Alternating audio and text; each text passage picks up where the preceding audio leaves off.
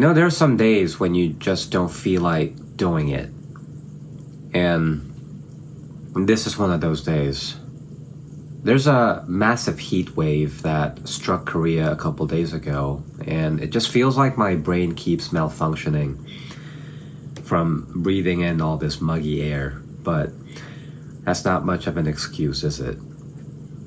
So, just like any other typical day, I came up with something that I wanted to talk about by myself because stirring the pot is what I always enjoy doing on a hot tropical day like this. And the topic is therapy. First of all, I have never gotten a therapy or thought about receiving therapy. And I'm not necessarily against it, don't get me wrong. I just think that it is pointless, which kind of makes me against it, I guess. But let's just say that I'm a little bit skeptical. I'm a bit doubtful is all.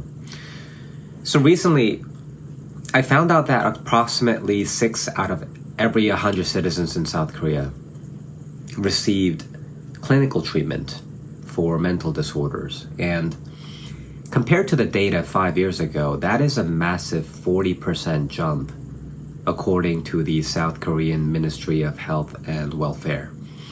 And as you know by now, Korea has the highest depression rate among the OECD nations. So it is not that surprising to see the number of people seeking therapy if you consider the numbers of people who are depressed.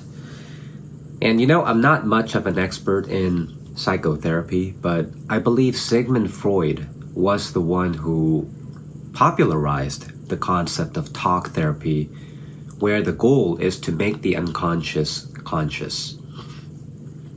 And this was somehow believed to have been therapeutic and effective on the patients once they bring out their hidden thoughts to light.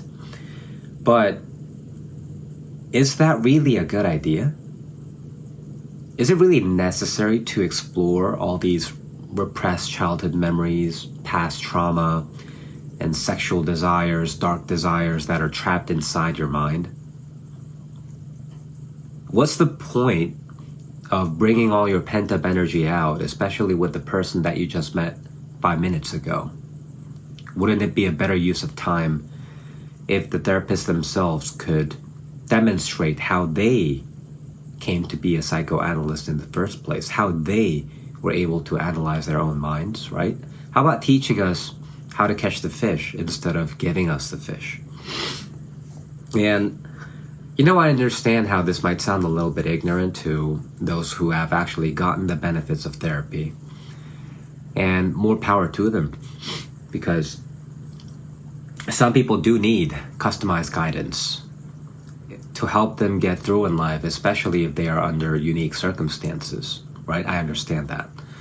But for an average Korean person, they're depressed because their reality doesn't match their expectation. We've been told a million times since we were toddlers to grind ourselves hard to get into the top schools and universities. We've been told that being obedient would help us acquire prestigious job titles.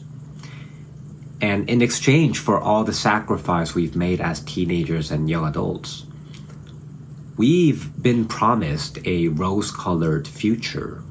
But look at reality now, right? Who would have thought?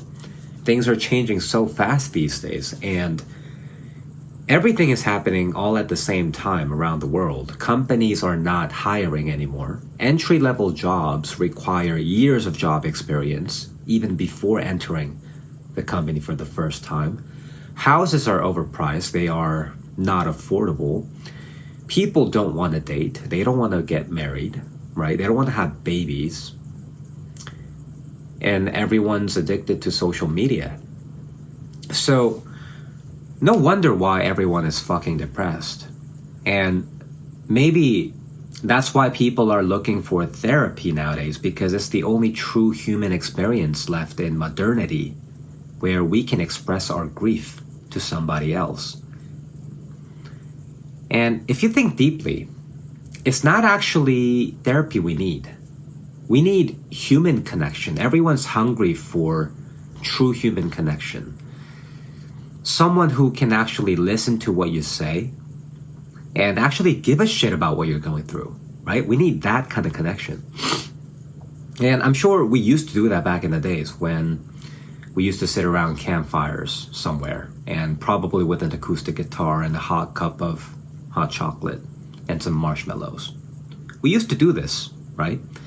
But now that we are all wired up and tangled up inside a bunch of internet cables and phone chargers, the only option we have today is to outsource the talking part to somebody else. And that is the therapists. Because we are all addicts now. We've become addicts. And maybe that's why so many people these days seek therapy. So it's just a random thought that I had in my head, but it's worth thinking about this. How long until we start seeking companionship in AI chatbots instead of human therapists, right? How long would that take? And that's worth thinking about. All right, so thank you for listening, guys.